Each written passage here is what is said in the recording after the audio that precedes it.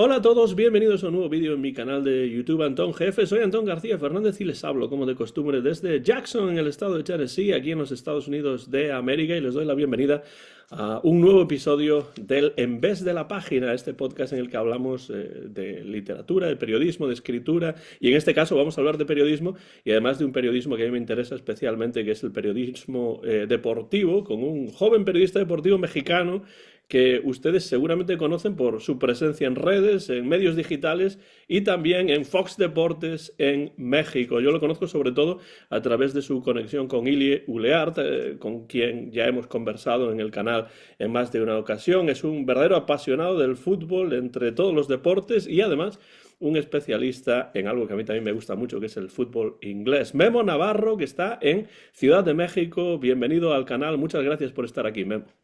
Hola Antón, muchas gracias por la invitación. Saludos a toda la gente que sigue el canal. Tengo que empezar diciéndote que a veces me apena un poco cuando soy denominado como periodista, porque yo creo que el periodismo y la labor del periodista es de mucho respeto por todo lo que implica, por la definición que tiene el periodismo. Entonces, bueno, intentamos hacerle honor a la profesión, pero sí que en toda la parte, toda el área de comunicación intentamos pues estar presentes, sobre todo para hablar de fútbol.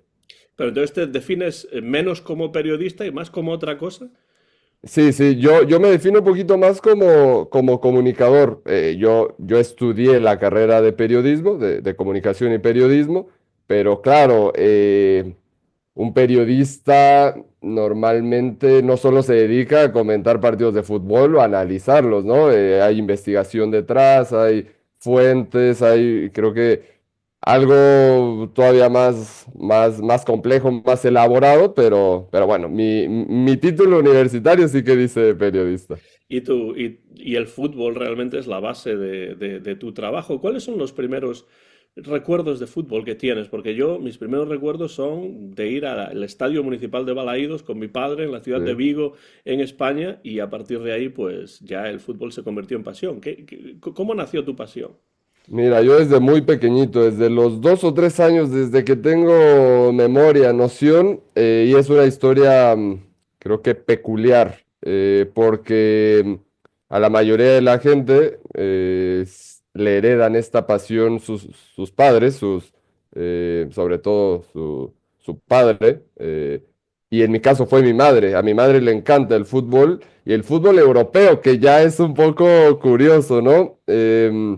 Yo me levantaba por las mañanas, siendo muy pequeño, no sé, los fines de semana, sábados o domingos, e iba a la habitación de mi madre a ver, pues, qué íbamos a hacer en el día, qué íbamos a tomar de desayuno, ese tipo de cuestiones, y ella tenía puesto el fútbol inglés. Entonces, pues yo me quedaba ahí, me empezó a llamar la atención, me empezó a gustar a la par que el fútbol mexicano. Por eso es que me gusta tanto el fútbol inglés, no, no es tanto porque yo tenga una conexión con Inglaterra, con Gran Bretaña o el Reino Unido, sino porque literalmente desde muy pequeño lo empecé a consumir cuando no era tan globalizado como ahora, ¿no? Y ya después mi mamá me empezó a llevar el estadio de fútbol. Acá hay un estadio que se llama Ciudad de los Deportes, donde jugaba Cruz Azul, Ujú. ahora juega el Club América. Ha sido una historia ahí un poco complicada con ese estadio porque ha sido casa de todos y a la vez de nadie. Te hablo un poquito del desastre que es a nivel administrativo el fútbol mexicano, pero sí, así fue más o menos mi acercamiento. En cuanto me llevó al estadio, yo me enamoré totalmente del deporte por el ambiente y todo lo que se vive. O sea, ¿qué es lo que tiene el fútbol, Memo, que crea estas pasiones que son realmente algo que ocurre a nivel mundial? Porque hay deportes que son populares en ciertos lugares, ¿no? El cricket, por ejemplo, el fútbol americano, el béisbol, pero el fútbol es que es algo que se escapa, yo creo, de toda comprensión. Sí, sí, yo intento remontarme a esa época para intentar entender qué sentía, porque claro, lo que siento ahora es muy distinto y ya lo veo más como mi trabajo. Me preocupo más por saber qué voy a extraer del partido y del análisis más que por disfrutarlo como cuando era niño. No lo sé, es que el ambiente, el colorido, es algo que por lo menos como niño, cuando eres muy pequeño, pues te cautiva porque no hay nada similar. Y que la gente se entregue tanto y cante y aliente, bueno, yo creo que te hace sentir como en otro, como en otra dimensión, en algo que no se repite en ningún otro escenario. Eso, y a mí algo que me cautivó desde entonces eran los jugadores. Mm. O sea, identificarte con un jugador, con el que hace los goles. En ese momento yo con el jugador que más me aficioné era con Sebastián Abreu, delantero uruguayo, muy famoso, aquel que picara los penaltis, que los pateara de esa forma. Contra Ghana en el Mundial de 2010 lo hizo para que Uruguay avanzara a las semifinales, por eso es muy recordado. Y jugaba en ese Cruz Azul. Cuando marcaba gol, se ponía una máscara como si fuera un cráneo, como de un esqueleto, y además el tipo mide arriba de 1,90, metía muchos goles, era colosal. Entonces yo lo veía y decía el de la máscara, y se ponía una cintita en la nariz y te llamaba la atención. Pues bueno, el tema de los jugadores a mí siempre me llamó la atención, y de hecho mi análisis ya actualmente lo dirijo mucho a esta parte individual del juego, que es donde para mí está todo. Está bien que la táctica colectiva te dice mucho, pero para mí donde se explica el fútbol está en los jugadores. Yo te iba a preguntar precisamente eso, ¿qué queda de ese Memo niño en el Memo que ahora trabaja en el medio del fútbol? Uf, muy buena pregunta porque a veces uno siente que, por lo menos lo digo a nivel personal, que queda poco, ¿no? Porque cuesta más disfrutar los partidos, porque claro, te preocupa un poquito a ver qué estoy viendo, qué llama la atención, qué destaco. Y a veces un gol no lo vives de la misma manera. Yo la verdad es que no soy aficionado, seguidor de un equipo en concreto. Sí que con la selección inglesa sale mi lado un poco más de fanático, porque me recuerda esa época en la cual yo seguía también mucho a la selección inglesa porque estaba llena de mis ídolos, de alguna manera, de los ídolos que veía cada fin de semana. Pero sí, yo te diría que queda poco. Al final, algo que también intento trasladarle a mis amigos que no se dedican a esto es que, claro, ellos pueden encontrarse al futbolista que siguen, que les gusta, y tomarse una foto y emocionarse mucho, ¿no? Yo los veo y ya no, yo veo a esos jugadores, me los encuentro en la calle o en el estadio o en alguna entrevista, y no siento ya esa necesidad de acercarme y de mostrar ese lado fanático. Al contrario, te piensas más en qué puedo preguntarle, qué puede ser de interés. Entonces, creo que sí se pierde de cierta manera, lamentablemente, aunque claro, para hablar de esto hay que tener pasión, y yo creo que la tengo. Ujú. Es muy interesante lo que comentas y me lleva a preguntarte si crees que han cambiado mucho los futbolistas desde que tú eras niño a lo que ahora ves en tu trabajo como comunicador. A mí me parece un poco que sí. Me parece que antes eran un poco más abiertos. Ujú. Em, Eso es causa, consecuencia tal vez, de todo lo que hay alrededor, de que hay mucha más crítica, de que hay em, tal vez a veces como se le llama en inglés, ¿no? El abuso como desmedido en redes sociales. En persona yo creo que prefieren cerrarse ya un poco más, no dirigirse tanto con los aficionados. Aficionados que también por su condición de fanáticos, claro, cuando ganas te van a pedir autógrafos y te van a hacer sentir que eres lo máximo, y cuando pierdes te van a pegar con todo, y tal vez al futbolista eso le cuesta asimilarlo. Al final es parte de lo mismo, pero sí creo que hay un cambio. Tú jugaste al fútbol además durante un tiempo y me pregunto si esa experiencia de haber jugado al fútbol realmente te ayuda a la hora de narrar y comentar los partidos. Sí, a mí me parece que sí. Jugué sobre todo a partir, ya un poco más formal, ya en un club, a partir de los 11 años hasta los 15 o 16, en lo que se le llaman fuerzas básicas acá, que es la cantera, la academia, el fútbol base, de Cruz Azul precisamente. Y a mí me parece que sí me ayudó de cierta manera, porque A ver, yo no sé si yo hubiera llegado en algún momento a ser profesional, em, pero creo que no tenía tanto las condiciones físicas o esa determinación tan grande que yo sí veía en otros compañeros, pero siento que analizaba hasta de más el juego. Como que yo jugaba como defensa central o como pivote, ¿no? Entonces a mí denme el balón en el pie y yo veo cómo intento leer el juego. Yo creo que por ahí eh, podía no ser tan decisivo, pero siempre me la pasaba intentando analizar cómo se movía el rival, cómo se movían mis compañeros. Y cuando no jugaba desde afuera, yo lo hacía de esa forma. Y creo que eso me ayudó.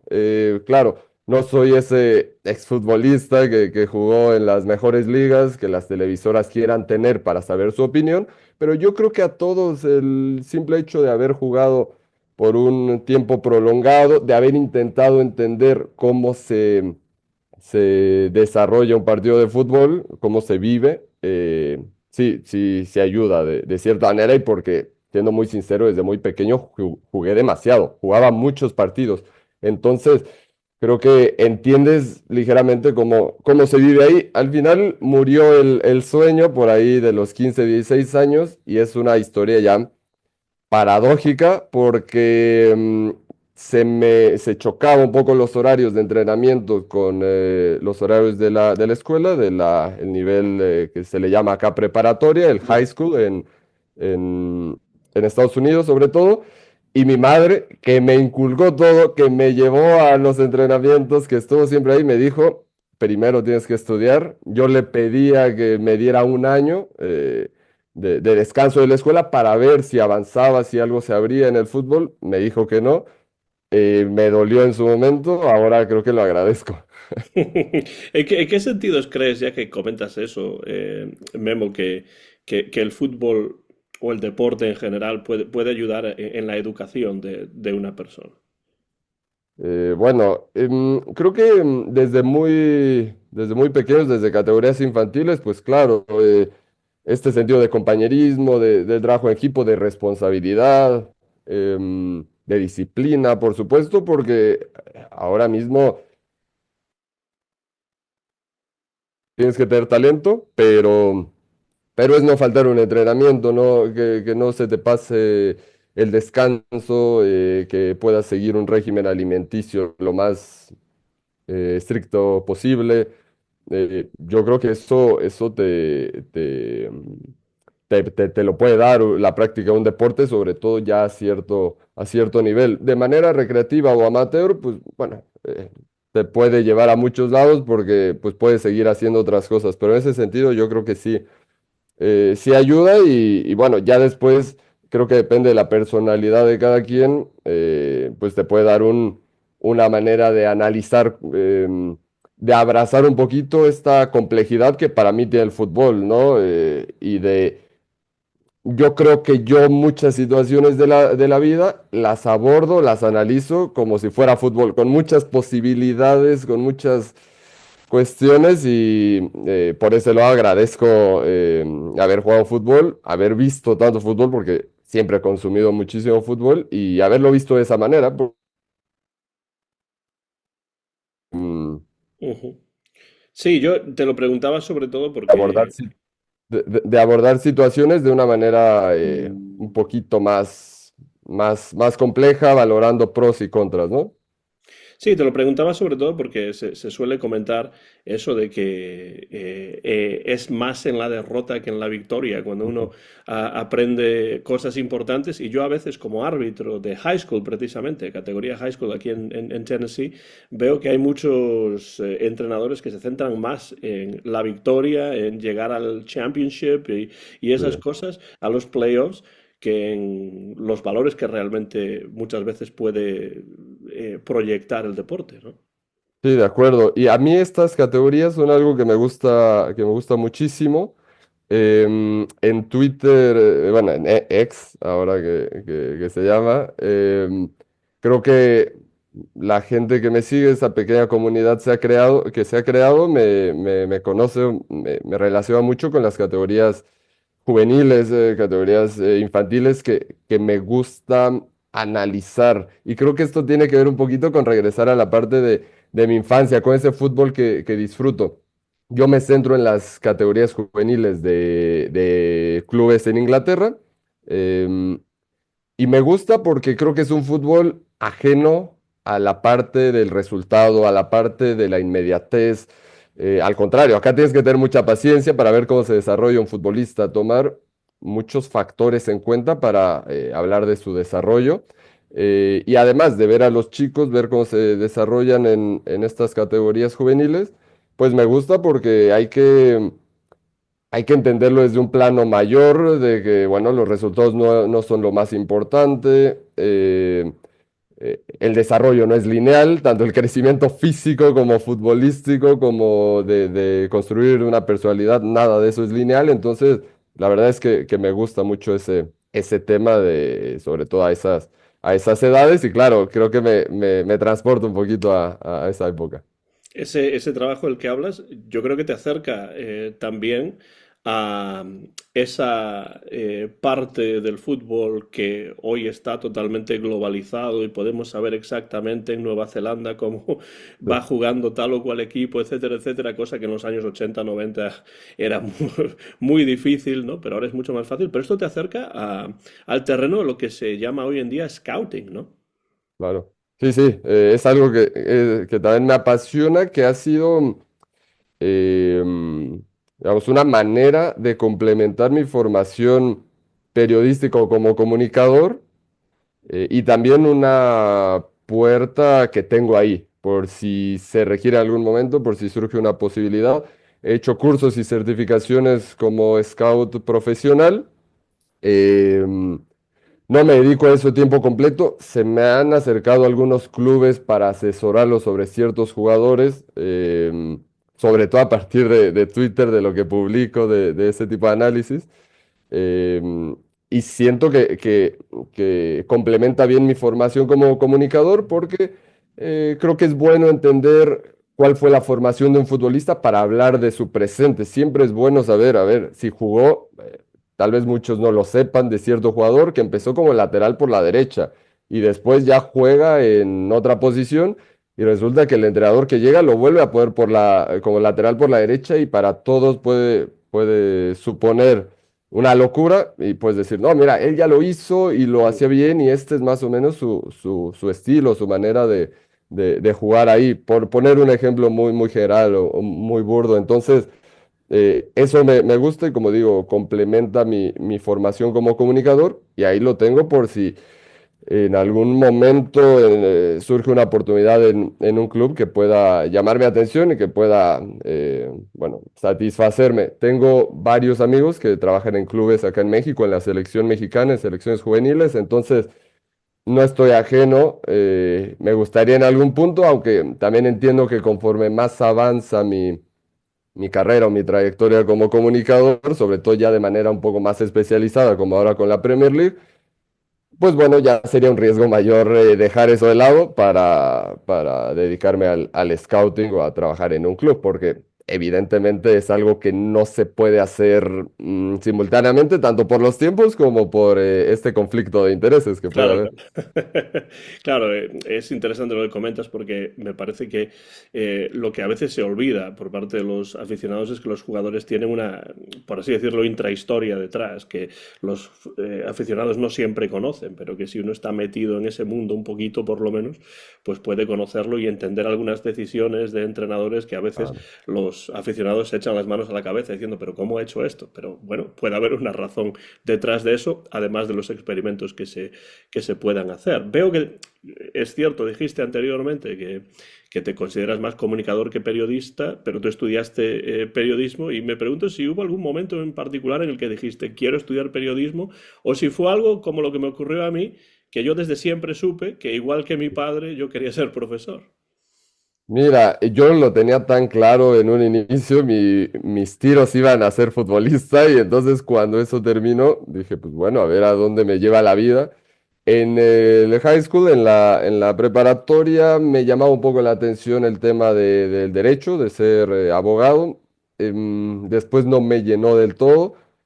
Me gustaba mucho el tema también de las relaciones internacionales, este tema de comprender el mundo desde una manera geopolítica. Me llama la atención, me gusta. El tema de los idiomas no se me da tan mal tampoco, entonces creía que por ahí iba la cosa, pero ya que tenía que tomar una decisión, me puse a ver los caminos que me podía dar la comunicación. Eran muy diversos, ¿no? Porque claro, mi primera opción podía ser esta, el periodismo, enfocarla al deporte que se me da naturalmente, pero pues, la comunicación puede tener otras aristas. Entonces dije, vamos a ir por ahí. Al principio de la carrera universitaria sí que surgieron algunas dudas porque creo que empiezas a ver temas que no te esperas, ¿no? Cosas que no van a lo que piensas. No vas a una cabina de radio, no estás en un estudio de televisión, sino ves mucha historia de comunicación. Ujú. Em, claro, también temas muy de política, más teórico que práctico. Entonces, tuve algunas dudas conforme avanzó la carrera universitaria. Creo que empecé a encontrar mi camino, empecé a conocer gente, se abrieron algunas oportunidades. Eso sí, con la complejidad, con la barrera ahí que ocurrió la pandemia. Yo terminé la carrera universitaria ya en línea, totalmente desde casa. Eso, pues sí, dio algo de incertidumbre natural. Me preocupó ligeramente, pero como te digo, se fueron abriendo las puertas. Yo inicié en radio antes de terminar la carrera y creo que con eso ya tomé la suficiente confianza para saber que ese era mi destino. Sí, recuerdo perfectamente la pandemia porque yo la pasé dando clase y de un día para otro tuvimos que hacer todas las clases de español que generalmente se dan en el campus, pues pasarlas online de un día para otro y ahí te das cuenta de las limitaciones que tiene lo que se hace en línea, porque cambia mucho la experiencia del profesor, la experiencia del alumno, etcétera, etcétera, ¿no? También yo hice mucha radio cuando era joven, tuve la suerte de poder hacer programas musicales, sobre todo en la radio, primero en España y después en los Estados Unidos. Y me gusta muchísimo la radio, pero me pregunto, Memo, ¿cómo fue ese cambio, esa transición, ¿no? De lo teórico en la universidad a lo práctico ya en las ondas y a empezar a escribir y estas cosas? Claro, algo que puedo decir que me ayudó muchísimo en la universidad, que te repito, era muy teórica, era Mm. quizás de la vieja escuela, el mismo plan de estudios de la universidad, que es la Universidad Nacional Autónoma de México, la UNAM, Ujú. con mucho prestigio, pero claro, con ese enfoque mucho más teórico y como digo, de una escuela más clásica. Si algo me ayudó fue a aprender a escribir. Claro, no quiero ser pretencioso en ese sentido, pero yo al terminar la carrera, si algo podía jactarme de saber hacer era escribir. Ujú. Probablemente se me dificultaba más expresarme hablando, exponiendo algún tema, haciendo alguna cosa, pero escribiendo creo que es donde podía estar mi fuerte, ¿no? Entonces, bueno.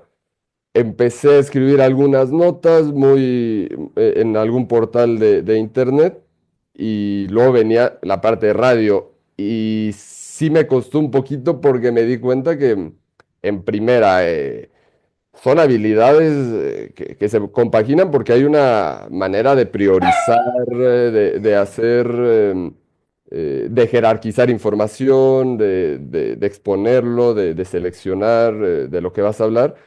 Pero al final tienes que usar la herramienta de la voz y darle cierto énfasis y claro, proyectar seguridad y ordenar todo eso que puedes escribir con cierto tiempo, que te tomas un tiempo para escribir.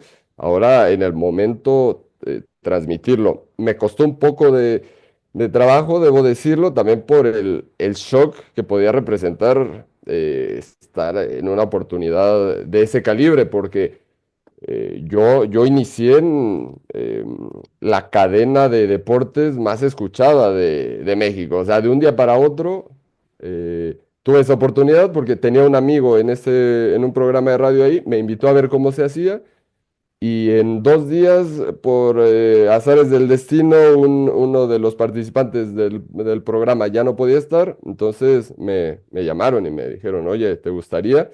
Y entré, entonces fue todo muy rápido y no sé si estaba preparado, pero ahí me fui preparando. O sea, son riesgos, bueno, son oportunidades que tienes que tomar. Yo siempre he dicho que está muy bien sentir miedo. Yo me considero una persona miedosa en ese sentido, siento miedo constantemente, pero voy hacia adelante y ese miedo se quita en una o dos oportunidades y listo. Entonces, sí, sí, sí me costó. Ya después uno va tomando confianza.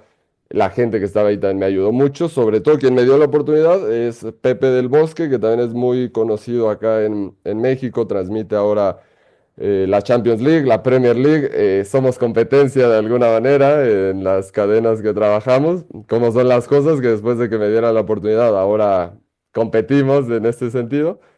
A quien le agradezco muchísimo toda la confianza que ha tenido en mí.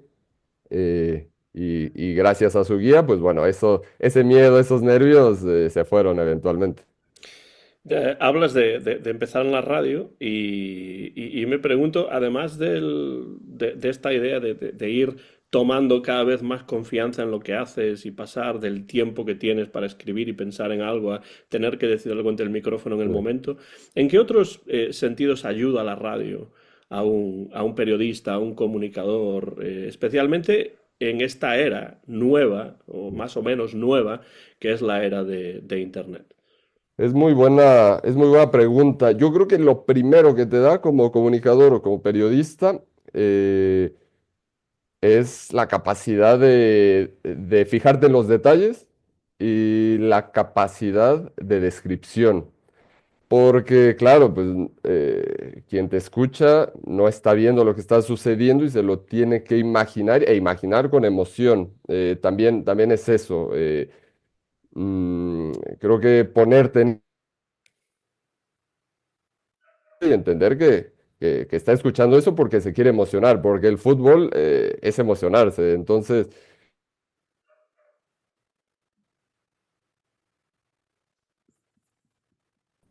eh, y también pues de generar escucha, no quiero decir crear un personaje, pero claro, que te puedan identificar de cierta manera. Yo creo que de eso te nutre la radio. Ya no es el medio tradicional más consumido, ya ha bajado bastante pues la manera en que la gente se vincula con el radio, pero yo creo que es muy bonito y, eh, esta manera de hacerlo hasta me parece muy noble, porque no tienes que estar a cuadro, porque no te habla el que tiene mejor apariencia, porque no es seleccionado el que mejor lo ha hecho frente a una cámara, sino que para mí es la base del fútbol y de la comunicación. Ya que mencionábamos Internet, Memo, desde tu punto de vista, ¿en qué ayuda la red a un periodista o comunicador deportivo? ¿Y en qué sentidos puede ser la red un obstáculo en esta profesión? Mira, ese también es un tema interesante para mí porque em, yo ya convivo mucho con las redes sociales. Al final tengo 25 años, ya me toca esta era, pero no me identifico tanto realmente. Yo aprendí a leer con revistas de fútbol. Mm, Em, yo aprendí antes que hacer TikToks, que se me dan muy mal. Yo aprendí a escribir, como te comentaba. mm. Yo aprendí a consumir el fútbol y el periodismo de otra manera. Entonces, creo que estoy muy a la mitad y me identifico más con lo de antes. Entonces, las redes creo que sí representan un obstáculo de cierta manera para esa manera de concebir el periodismo. Eso sí, hay que adaptarse y creo que hay manera de, de seguir dándole seriedad, de seguir haciendo un análisis profundo, aunque a la gente le gusta ya más la inmediatez y los contenidos cortos, pues en estos nuevos formatos. ¿Te verá un poco menos de gente? Sí, lamentablemente, pero quizás a esas personas que se identifiquen con tu contenido, les gustará mucho más, valorarán mucho más lo que hagas que si tienes 3 millones de seguidores y puedas hacer cosas un poco más superficiales o un poco, pues sí, sin tanta profundidad. Y ojo, no quiero faltarle el respeto a nadie, me parece plausible todas las opciones de contenido que hay, creo que es necesario que exista. Sí me gustaría que haya más espacios, más y que se le dé más valor a esto, ¿no? A la parte un poco más profunda, al análisis de diferentes temas, tanto a nivel deportivo, de fútbol, como de otros temas, diría, más importantes de la vida. ¿Y en qué sentido ayuda a un periodista deportivo Internet? Porque supongo que hay una parte quizá un poco más complicada que has comentado y cómo pues tú a lo mejor tienes un estilo o una visión sobre el periodismo o la comunicación deportiva, quizá pues que tiene en cuenta un poco más la tradición. Ujú. Pero, y eso quizá pues puede ser un poco más difícil como comentas, pero quizá Internet llega también para ayudar, ¿no? Con un aspecto positivo también. Claro, mira, en primer lugar, la facilidad de conocer colegas, de conocer gente. El simple hecho de que podamos estar acá conversando, pues ya me parece una gran ventaja a lo que se tenía antes, y lo cual hay que agradecer y hay que tomar en cuenta porque uno puede compartir muchos puntos de vista. Para mí se aprende mucho conversando con especialistas de otras materias o escuchando puntos de vista diversos, tal vez no coincides, pero te darán una manera diferente de pensar. En primer lugar, eso, la cantidad de información que hay es descomunal. En una transmisión de fútbol de la Premier League, podrás tener cierta duda porque no puedes preparar toda la información posible, eso es natural, y en 10 segundos lo resuelves buscándolo en el celular, en el móvil, ¿no? Entonces, eso es muy bueno también para compartir información relevante, para hacer análisis. Tienes una gama muy amplia de información donde buscar y claro, al final, en el fútbol de élite actual se estudian tantas cosas, se tienen controladas tantas situaciones, tanto análisis, que, bueno, eso también te genera más información, más temas de los cuales hablar, y eso te beneficia inevitablemente. Entonces creo que para un periodista es muy útil esta parte del Internet. Claro, tiene su reto porque a veces es tanta la información que no sabes qué hacer con ella, y creo que eso le pasa, tú lo sabrás mejor que yo.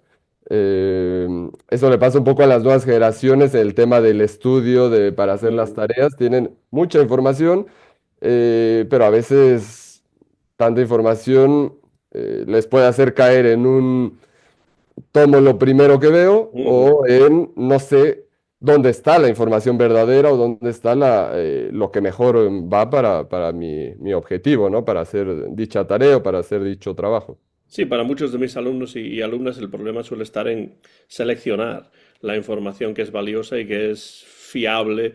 Y claro, por eso yo siempre les digo a los alumnos que si tienen que hacer un trabajo, por ejemplo, sobre literatura española o literatura hispanoamericana, pues está bien buscar información en Internet, pero tienen que enviarme primero a mí las Sí. páginas web para que yo sepa más o menos si es aceptable o no. Y siempre les pido que vayan a la biblioteca, que también tenemos una biblioteca en la universidad, y que busquen ahí al menos una referencia vegetal, ¿no? Una Sí, referencia en sí. libro físico. Y eso, creo que eso que comentas es muy importante porque se habla mucho de, por ejemplo, cómo las redes sociales pueden facilitar que se disemine con más facilidad pues las noticias falsas, fake news y todas esas cosas, pero yo creo que al final acaba siendo un problema de haber recibido la educación adecuada para poder de una manera más crítica seleccionar una cosa u otra, ¿no?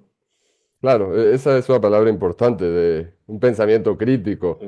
porque yo creo que esta parte de dudar de cierta información parte de eh, vamos, de un querer conocer la información completa. Si lees algo y no bueno, crees que pudiera ser complementada con algo más, pues buscas más.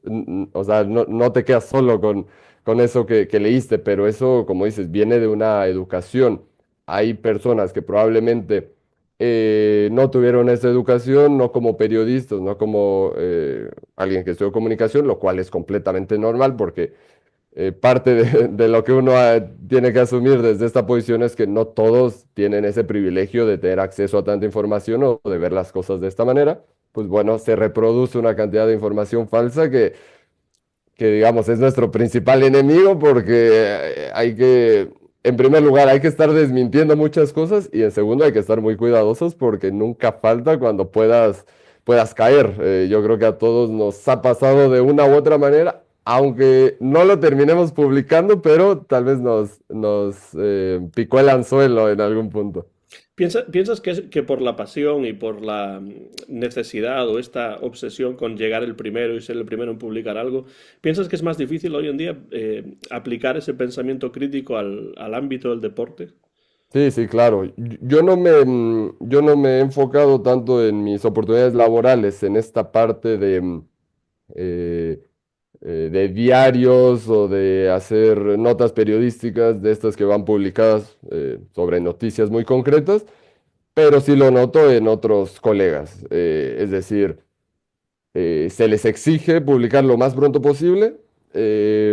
A veces abres el link, el enlace a la noticia y son dos párrafos, o sea, no escribieron casi nada, pero es que eso les piden. Ujú. Salir lo más rápido posible con la noticia y tener ahí el vínculo para que la gente entre. Y claro, su responsabilidad es corroborar que sea cierto, pero también es cierto que les afecta la exigencia que hay con que todo sea demasiado rápido. Yo creo que no es solo tema del periodismo, del periodista en cuestión, sino del sistema en general que te obliga a no poderte tomar esos 5 minutos extra. 5 minutos lo digo como un tiempo muy mínimo, porque si quisieras hacer una investigación más grande, como dices, tendrás que consultar libros y demás fuentes, pero no te puedes tomar ni esos 5 minutos extra porque ya te ganaron esa exclusiva. Para mí, mira, esa es la parte con la que yo menos me identifico del periodismo, sinceramente. La respeto mucho, respeto a quien está ahí, pero sí, creo que es donde más se ve reflejada esta búsqueda de inmediatez, de clics y de creo que un poco el deterioro que ha tenido la profesión. Otra cosa que a mí me obsesiona un poco, sobre todo en el caso del fútbol, es el tema de las estadísticas. Porque yo pienso que en el fútbol las estadísticas tienen menos incidencia en la realidad de lo que es el fútbol que en otros deportes como el baloncesto, el béisbol, Sí. incluso el fútbol americano, ¿no? Donde pues el número de yardas, en el béisbol pues el número de veces que el bateador llega a primera base y los RBIs y todas esas cosas Ujú. tienen realmente una incidencia en el juego. En el fútbol parece que, desde mi punto de vista por lo menos, las estadísticas tienen quizá una incidencia menos directa. ¿Cómo ves tú ese tema? Sí, también coincido en ese sentido porque al final el fútbol americano, el béisbol, el, eh, el baloncesto también, por lo menos enfocándonos en esos deportes, repiten muchos patrones en sus jugadas. Bueno, el fútbol americano y el béisbol vienen ¿cómo se le llama? De pelota muerta, Ujú. de jugadas, podríamos llamarlo establecidas, donde sucede algo en concreto. El fútbol es de una dinámica constante e impredecible y donde hay muchos tipos de sociedades dentro del campo, muchas interacciones entre compañeros y para con los rivales, entonces se vuelve más complicado darle un uso a las estadísticas. Creo que está bien en ciertos contextos, pero en otros necesita precisamente contexto la estadística. Sí, claro, este portero tiene un porcentaje altísimo de paradas, pero ¿cómo son esas paradas? Ujú. Porque si son disparos de 40 metros que van hacia sus manos, pues bueno, no es digno de destacar realmente, ¿no? Entonces, sí, hay que tener mucho cuidado con eso y más porque ahora se quiere justificar o se quiere argumentar mucho con base en números yo creo que hay que tener mucha cautela. Por eso yo siempre he dicho que soy un poquito más de analizar con base en el ojo, esperando que sea lo más preciso posible, que con base en estadísticas, que creo que pueden ser de buena ayuda. Y ya también hay métricas muy avanzadas que usan los clubes, por ejemplo, para estudiar ciertas cosas, pero incluso esas necesitan de un contexto detrás. Saber cómo juega el equipo, claro, si uno tiene menos posesión que el otro, pues importará poco si ese que tiene menos el balón siempre juega eso y está muy bien entrenado para eso. Entonces no quiere decir que sea un equipo inferior, por dar un ejemplo muy sencillo. Claro, en el caso de la posesión se puede ver porque no depende solo del porcentaje, sino lo que se haga con el balón cuando se tiene, claro, Exactamente. o sea, la verticalidad y esas cosas, ¿no? Pero en estos momentos, Memo, tú comentas la Premier League en Fox Deportes, que creo que se Ujú, puede ver a través de Tubi también. sí. ¿Cómo llegas a eso? Porque hemos hablado de que escribías, de que empezaste en la radio, estudiaste, por supuesto, comunicación, periodismo en la UNAM. Ujú. ¿Cómo llegas a Fox Deportes? Que bueno, aquí en Estados Unidos, te puedo decir que en el tiempo que yo llevo viviendo en los Estados Unidos, más de 20 años, el crecimiento de los medios en lengua española ha sido enorme, pero verdaderamente increíble, ¿no? Y, Sí. y tú trabajas en estos momentos para una de las cadenas que en los Estados Unidos son más importantes, aunque entiendo que es la versión mexicana de esa cadena. Sí, así es. Yo empecé, como te comentaba, en el radio, en un programa sobre análisis de fútbol internacional. Estuve ahí entre pandemia y todo, bueno, todavía sigo ahí, pero me refiero, siendo como mi primer paso, estuve ahí unos 3 años y medio, y surgió la oportunidad, aprovechando que esta cadena de radio, que es W Deportes o W Radio, tiene muchos derechos de transmisión, pues de empezar a estar en transmisiones de partidos, ¿no? De Premier League, ya había hecho en radio, de la Liga Mexicana, de la Liga Española. Y demás competiciones. Ahí empecé en septiembre de 2023, hace relativamente poco, y apenas, ahora en Fox Deportes, en Tubi, acá en México, hubo un cambio de derechos de transmisión, de la Premier League, en el cual Fox Sports México, que es diferente a Fox Deportes, perdió los derechos, los compró Fox Deportes.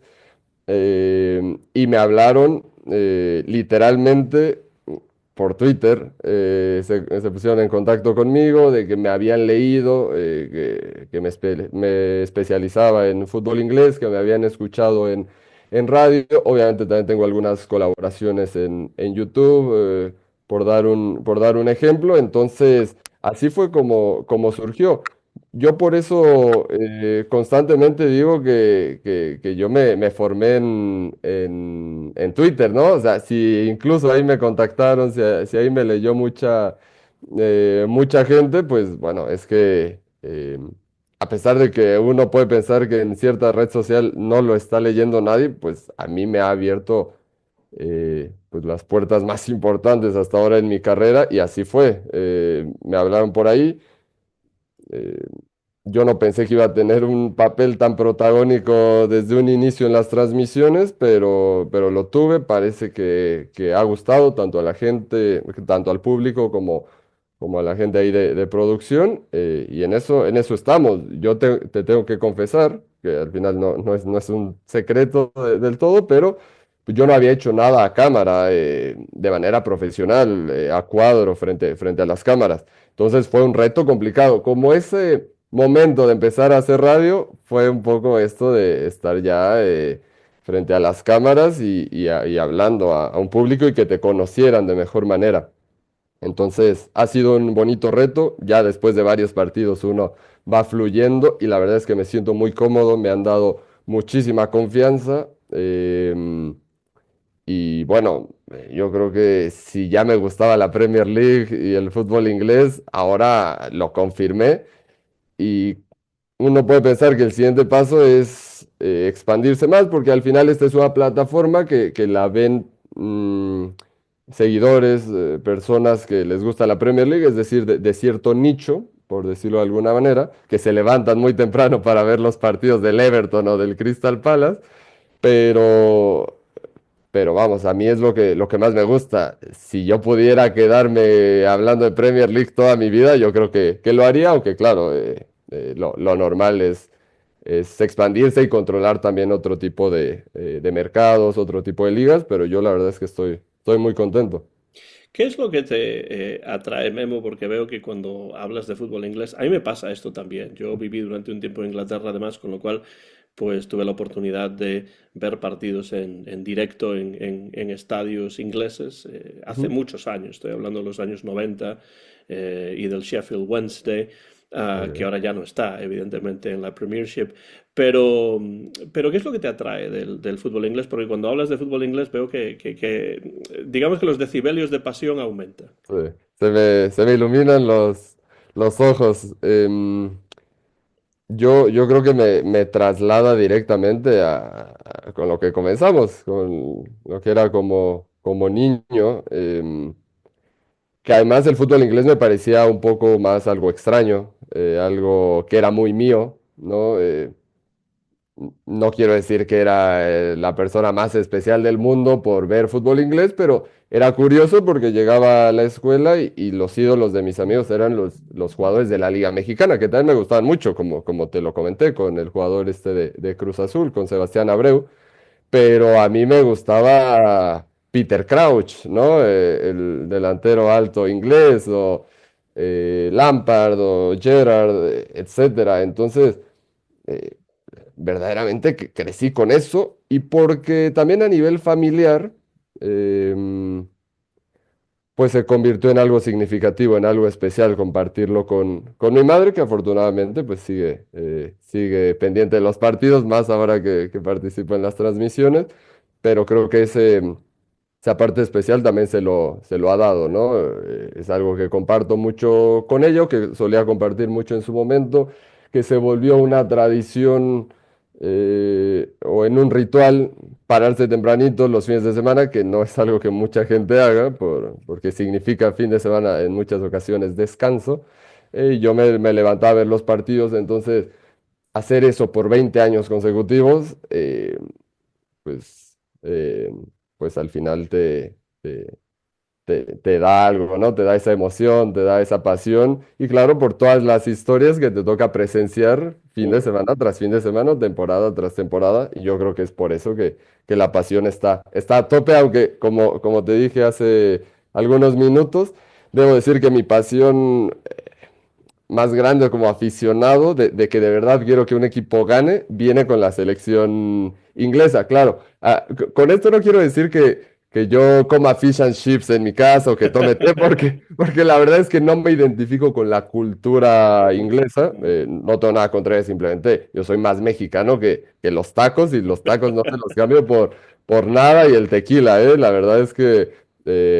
y la selección mexicana me gusta, yo no lo deseo que le vaya mal a la selección mexicana ni nada, pero claro, lo que pasa es que con la selección mexicana siempre he tenido como ese sentido de que no estamos para mucho más y con la selección inglesa como que desde muy pequeño me ilusionaba con que hicieran algo importante. No sucedía últimamente. Últimamente les va un poco mejor y bueno, por eso es que quiero que se cumpla ese sueño que tenía de que ganaran algún título.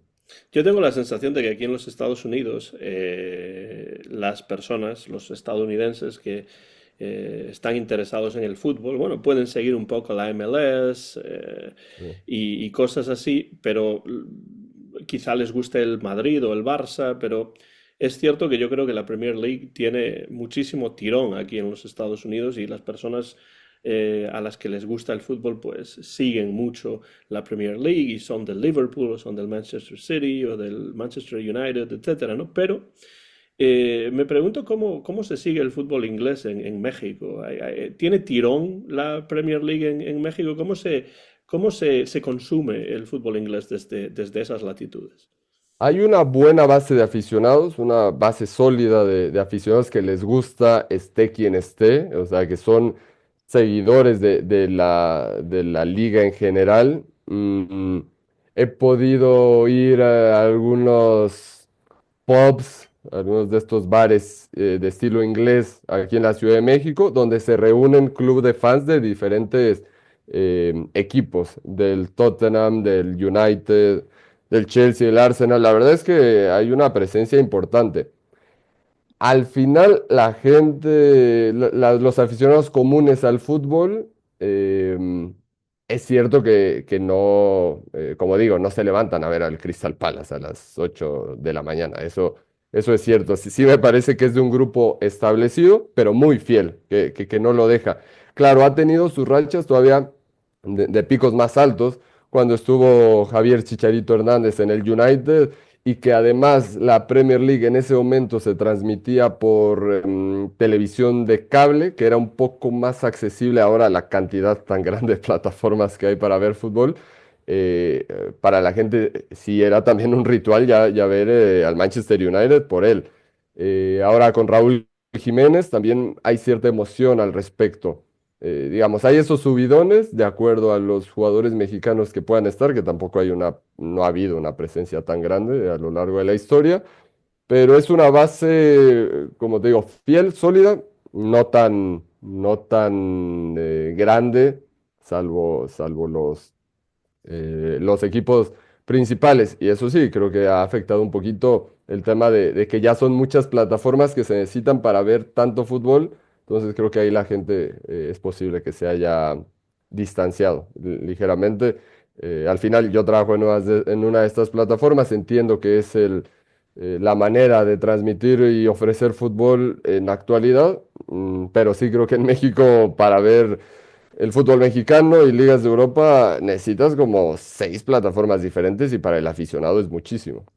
Aquí en los Estados Unidos pasa un poco menos, porque está ESPN Plus, ¿no? Pero Mm. después, por ejemplo, el fútbol inglés se retransmite a través de Peacock, que es la plataforma de la NBC, una de las cadenas históricas aquí en los Estados Unidos, una de las tres grandes de la historia de la radiodifusión y de la televisión aquí en este país. A mí hay una cosa que me fascina del fútbol inglés, Memo, y es la Ujú. tradición. Y yo creo que la tradición es una cosa que no se puede crear. O sea, se puede iniciar, pero no se puede inventar ni se puede impostar, ¿no? De alguna manera. Y claro, que los clubes ingleses, la mayor parte de ellos salgan de principios del siglo XX o del propio siglo XIX, que Sí. hayan salido de clubes que originalmente eran clubes de otro deporte todavía más antiguo, como es el cricket, que todavía mantiene popularidad en Inglaterra, que haya también clubes de rugby, ¿no? Por ejemplo, que sean del siglo XIX. Yo creo que hay una tradición Sí. deportiva y futbolística en Inglaterra que, bueno, existe en otros países, pero no hasta ese punto, o por lo menos no tan longevo. ¿Qué cosas piensas que se hacen futbolísticamente en Inglaterra que tú pienses que son únicas y que a lo mejor podrían no importarse, pero sí imitarse de alguna manera Sí. en otros lugares? Mira, es algo que es muy cierto y esa pasión y esa tradición, ese arraigo se transmite. Yo creo que a muchos nos cautiva ese arraigo que hay, la manera que un aficionado puede sentirse parte de su club, aunque su club esté en sexta división. Es una locura. Y mira, ahora que me preguntas sobre detalles específicos, te platico que el sábado anterior, por lo menos del momento en el que estamos grabando esto, es decir, por ahí del 22 de marzo, se celebró en Inglaterra el Día Nacional de las Divisiones No Profesionales de Fútbol. Un día en el cual hay eventos y actividades especiales para que vayas a ver a tu club local de quinta, sexta, séptima, octava división. Recordemos que las primeras 4 divisiones son profesionales, no entran, digamos, en esta celebración, sino es de ir a apoyar a tu club local. Y eso no se daría en ningún otro sitio, ¿no? Además, se escoge un día específico donde no hay ni Premier League ni partido de la selección inglesa para que, para que vayas y apoyes al final es tu comunidad, no solo es el club de fútbol, sino es parte de la comunidad. Por ejemplo, eso es muy difícil de replicar en otros países porque esta pirámide de fútbol, de ligas profesionales y luego no profesionales, está muy bien estructurada, Ujú. está casi perfectamente estructurada, claro, con cosas a mejorar y cosas que sí causan cierta desigualdad, creo que de manera casi inevitable y con la evolución del fútbol, pues mucho más, pero que es única. Por ejemplo, el Boxing Day, esta tradición del 26 de diciembre que data del primer partido celebrado en la historia del fútbol, por lo menos con las reglas como las conocemos y de manera organizada, a finales, bueno, no tan a finales, todavía unos años de que culminara el siglo XIX. Ese tipo de celebraciones no las tiene ningún otro país o otro fútbol, por lo menos no con esa historia y con esa riqueza. Entonces, yo creo que por ahí va el encanto que tiene el fútbol inglés. También te puedo compartir que he podido ir a varios partidos en Inglaterra, de clubes grandes, del Manchester United, del Liverpool. Todos tienen una atmósfera increíble, pero mi favorito fue ir a ver al Watford, que es un club del norte muy al norte de Londres, que ni siquiera se ve el estadio a lo lejos porque es de la misma altura que las casas. Es impresionante y vas camino al estadio, toda la gente que va caminando va al estadio, no van a otra cosa y Mm. puede ir una señora de 80 años sola a ver el partido porque esto lo lleva haciendo décadas y décadas. Eso es que uno puede pedir que México, que los Estados Unidos lo intenten lograr, pero es algo muy del fútbol inglés y que a pesar de no vivirlo, de no identificarnos necesariamente con la cultura, te lo contagia, ¿no? Y te da esa emoción. Claro, a mí me pregunta mucha gente en Europa, amigos en Europa, que por qué en Estados Unidos el fútbol no tiene la popularidad que tiene en otros lugares. Yo siempre respondo lo mismo.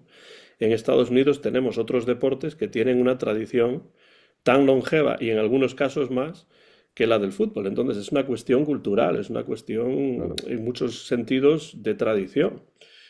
De que el béisbol, por ejemplo, pues era el pasatiempo nacional durante muchísimas décadas en este país y ahora pues está perdiendo un poco de fuelle porque hay otros deportes como la NFL, el fútbol americano, que entran con más fuerza. Pero bueno, el fútbol tiene su lugar, yo creo que no va a tener nunca el lugar de una NBA, de una NFL o de una liga de béisbol, pero hay una cuestión histórica, cultural, que siempre explica estas cosas y supongo que en México pues será algo semejante, ¿no? Sí. Porque, por ejemplo, la lucha mexicana tiene tanto éxito o ha tenido tanto éxito en México cuando a lo mejor en España pues no interesa tanto, ¿no? Supongo que hay cuestiones culturales que solo se pueden explicar desde ese punto de vista, ¿no?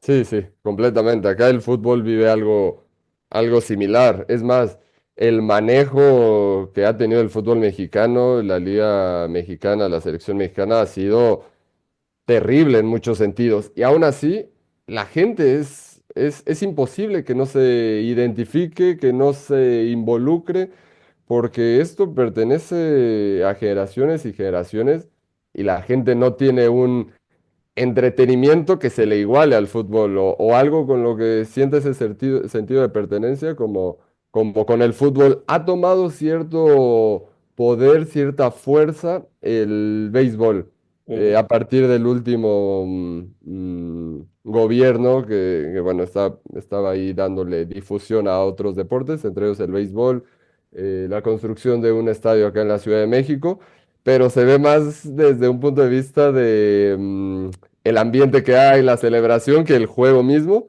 ujú. Entonces, ahí es donde te das cuenta que el fútbol no tiene comparación, que culturalmente lleva mano, lleva ventaja y que la va a tener por mucho tiempo. Lo que decías del fútbol soccer en los Estados Unidos. Yo creo que podrá haber un público ya muy joven que está creciendo con él, que asiste, que le interesa la MLS, por ejemplo, pero que nunca va a igualar lo que significa el fútbol americano o el béisbol en concreto. Tal vez 80 años tenga una gran fuerza, pero los otros deportes también tengan muchísima más fuerza todavía de diferencia. Y nosotros probablemente ya, bueno, Ya no sin duda esté. no lo sabremos, ¿no? Sí, Pero, sí. ¿cómo se ve, por cierto, desde México el crecimiento del fútbol en los Estados Unidos y en Canadá? Ah, es un debate de todo el tiempo, tanto a nivel de clubes como a nivel de selecciones. Hay dos bandos. Uno es, ya nos alcanzaron y ya nos superaron terriblemente y ya invirtieron más, invirtieron mejor, tienen más jugadores en Europa, sobre todo, que es una de las dificultades acá en México, porque hay tanto dinero, es una burbuja tan grande que a los jugadores no les conviene ir a Europa y a los clubes no les conviene vender barato a Europa, porque acá entre clubes se pagan cantidades exorbitantes. Y Ujú. por otro lado es el bando de, eh, a ver, pues Estados Unidos tampoco ha hecho algo tan especial en las Copas del Mundo, en los mundiales, a nivel de clubes, en las competencias de CONCACAF. México lleva años dominando, entonces sí, se habla mucho al respecto, pero en general un gusto hacia el fútbol de los Estados Unidos, la verdad es que no hay, te diría incluso que hay cierto rechazo por el formato, este que son franquicias, eh, se siente dentro de, yo creo que de la opinión pública general, no quisiera decir que ese es el sentimiento de todos los mexicanos, pero lo que puedo apreciar, como que el fútbol en los Estados Unidos se ve de una manera muy artificial. Se quiere hacer muchos convenios para sacar dinero, especialmente por lo que generan los clubes mexicanos en Estados Unidos, Ujú. pero a los aficionados de aquí de México no les gusta porque piensan que la competencia para crecer futbolísticamente está con Sudamérica, no con Estados Unidos o con Canadá. Esa es la parte que no termina por convencer, pero los directivos, pues donde más quieren ir es a Estados Unidos, donde está el crecimiento y donde está una buena cantidad de dólares. Por eso es la única selección, la mexicana, que juega como local partidos en otro país. Eso es una locura. Sí, eso además cada vez está ocurriendo más y bueno, pues, generalmente se organizan esos partidos en lugares donde la población mexicana o de origen mexicano es mayor, como California, Texas, lugares donde, por así decirlo, hay muchas personas que o son mexicanas o al menos hablan español y entonces se pueden identificar de alguna manera con con la selección. Yo sigo bastante el fútbol mexicano aquí desde los Estados Unidos porque se Ok. puede tener acceso con bastante facilidad. Yo además, por una razón que además no es lógica ni nada, soy de Cruz Azul. Ah, mira. Me gusta Cruz Azul, sí, y sé que a ti también. Eh, pero, pero me pregunto si en México todavía se ve Europa con esa aura del lugar donde los jugadores mexicanos realmente tienen que llegar para triunfar o si, como dices, esta cuestión de la burbuja económica está difuminando esto cada vez más. No, no, para la gente, para todos, para los periodistas en las mesas de debate, de análisis, para, te digo, los seguidores, los aficionados, el paso con el paso que México debe dar para llegar a otro nivel es mandar a más jugadores a Europa. Se sigue viendo de esa manera y se ve también con los futbolistas que van y que muestran un crecimiento, ¿no? Se sabe que allá es donde está el nivel más alto y que se lamenta cada que un jugador regresa a la Liga Mexicana, que cada vez es más común, porque si tienen dificultades algunos jugadores en Europa, siempre está el Rayados de Monterrey o el Tigres, también de allá de Nuevo León, que pagan una cantidad brutal y que seducen a ese tipo de jugadores que les está costando trabajo en Europa y regresan. Y eso a la gente no le gusta. Quiere que haya más gente, que haya más futbolistas mexicanos en esas ligas. El problema es que, claro, los dueños de los propietarios de los clubes no lo ven de esa manera. Y si hay una joven promesa de 21 años, antes que venderlo al Feyenoord de... Bueno, al Feyenoord no, porque el Feyenoord sí está comprando futbolistas mexicanos. Antes que venderlo, no sé, al Benfica, por decir algún Al equipo, Celta de Vigo. al Celta de Vigo, puede ser. Antes que venderlo a esos equipos por 5 millones, eh, pues llega a Rayados de Monterrey y te ofrece 12. ahí que hace, o sea, me parece incluso ya que se llegó a un punto donde es difícil cambiarlo. Es mucho dinero el que se mueve acá y son propietarios que son dueños de empresas multimillonarias que no tienen ningún reparo, no escatiman en gastar ese tipo de cantidades y entonces se refuerzan con ese tipo de futbolistas, pagan mucho y al que es dueño del jugador dices, bueno, uno me ofrece 5, el otro me ofrece 10 o 12, Claro. pues por más que yo quiera beneficiar el desarrollo del fútbol mexicano, pues el negocio es el negocio, ¿no? Y ahí se vuelve complicado. Por eso digo, es una burbuja donde nadie entiende fuera de esa burbuja por qué se paga tanto por futbolistas mexicanos, pero que acá se mueven esas cantidades que sí impiden un poquito que se prueben en otro tipo de ligas de nivel. Memo, para ir cerrando la conversación, tengo dos preguntas más ¿Sí? y te dejo ir porque sé que tienes otras cosas que hacer en el día de hoy. Te agradezco enormemente que hayas pasado este tiempo con nosotros aquí en el canal conversando. Ahora estás trabajando, como ya hemos dicho, en Fox Deportes, comentando partidos de la Liga Inglesa, de la Premier League. ¿Cómo se preparan esos partidos? Es decir, ¿qué haces para preparar un partido que tú vas a comentar, donde otra persona lo está narrando y tú vas a ¿Sí? aportar cosas? Tengo un proceso, tengo una libreta ya con una plantilla, por así decirlo, con un formato, claro, con nombres de los equipos, estadísticas muy generales de, bueno, los puntos en la clasificación, en la tabla, el último enfrentamiento, ya sea entre ambos, o el último enfrentamiento que tuvieron en la liga, el próximo encuentro, todo eso para tenerlo a la mano, como los datos muy básicos. Em, Después intento segmentar algunas historias relevantes que tenga el partido, ya sea a nivel de algún jugador, algún enfrentamiento previo que tuvieron que tuviera alguna relevancia especial, ese tipo de cuestiones. Y también otra parte donde em, digamos, segmento las claves a nivel táctica que pudiera haber, eh, por cómo juegan los dos equipos, por ciertos jugadores, ciertas variantes de los entrenadores, eso para ir de una manera preparada. Ya todo eso parte de un conocimiento previo. Siempre digo que no me cuesta tanto preparar los partidos, o que a veces ni siquiera veo los apuntes, porque...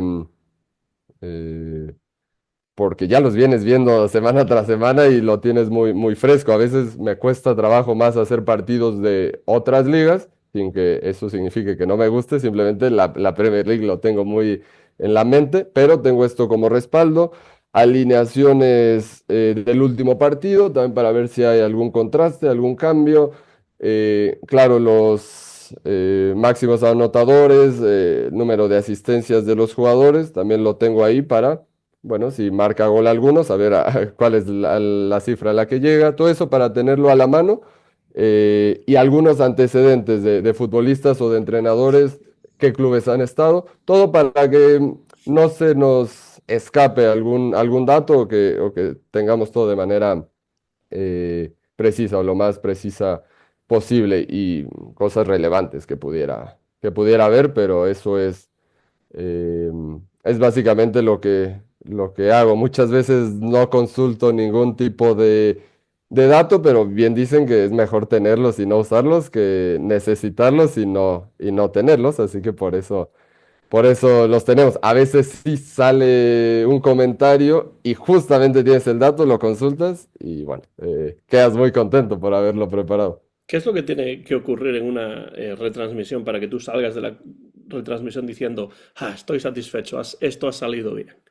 Mira, qué buena pregunta. Yo creo que son varias cuestiones, sí, el decir, el compartir datos relevantes, el hacer un análisis mm, preciso de lo que está sucediendo, un buen diagnóstico del partido que muchas veces creo que como comentarista lo que te da es hacer un comentario sobre, por dar un ejemplo, el parado táctico, las intenciones tácticas de los equipos y que después en el mismo partido se vea reflejado con alguna jugada o con el gol. Eso yo creo que te da satisfacción y claro, hay días en los que estás más fluido, más lúcido que en otros momentos.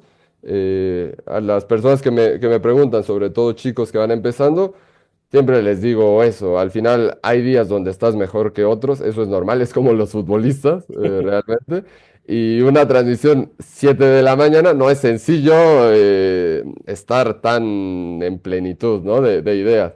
Pero yo creo que esas cuestiones, que se pueda reflejar algo que estás analizando y que estés bien a nivel eh, de comunicación. Es como lo que dicen de los árbitros, tú que eres árbitro, que cuando das esta ley de la ventaja para que siga el juego a pesar de que hay una falta y pasa algo importante, hay un gol gracias a esa ley de la ventaja, tú te sientes como parte del gol, o sea, fue una gran decisión la que hiciste. Entonces, por ese lado va, que uno puede explicar algo y que después se vea reflejado, pues bueno, es donde más sientes que tu trabajo ha sido correcto. Sí, como árbitro, cuanto más desapercibido pases, más satisfecho te sientes porque piensas que has hecho mejor el trabajo, porque el fútbol fluye mucho mejor. A veces los árbitros cortan ese fluir del fútbol de manera innecesaria. Estoy totalmente de acuerdo, Memo. ¿Estás contento, evidentemente, con el trabajo que estás realizando en estos momentos en Fox Deportes? Pero ¿a dónde te gustaría que te llevase tu carrera? Esta es la última pregunta. Sí. En un mundo ideal, que evidentemente sabemos que el mundo en el que vivimos no lo es, pero si lo fuese, ¿qué te gustaría que ocurriese en tu futuro, bueno, personal, pero profesional sobre todo? Sí, con tantas cosas que han ocurrido, estas oportunidades, no he tenido tiempo de preguntármelo, de reflexionarlo, porque por ahora lo estoy disfrutando. Me gustaría que llegara un punto en el cual estuviera muy estable en lo que estoy haciendo en estos momentos, con lo cual le pudiera dedicar tiempo todavía a otras cosas y expandirme un poco más a otras ligas y seguirme preparando más, es decir, tener tiempo para seguir viendo la Premier League de lleno, para especializarme lo más posible y consolidarme. Por ahora no quisiera ya dar un salto enorme, sino hacerlo todavía mejor, que la gente tenga un buen producto ahora que les estamos ofreciendo otra alternativa acá en México para seguir la Premier League, pero también que llegue un punto en que eso me dé cierta estabilidad para tener tiempo también de ver la Liga Española, que me está gustando mucho esta temporada, lo que he visto, y poder complementarme más, nutrirme más, y después pues que a partir de eso salgan más oportunidades, aunque yo con la Premier League podría ir hasta el final, siendo muy sincero, pero yo creo que por ahí también que esa estabilidad, además de oportunidades profesionales, eh, pues me den tiempo y espacio para no dejar de pasar tiempo con mi familia y con la gente cercana. Yo creo que eso nunca se debe dejar de lado y es lo que, por lo menos a mí, me da ese motor pues esa salida un poquito de la vorágine de fútbol que a veces no para, bueno, tener también tiempo para otras cosas y para personas que quiero.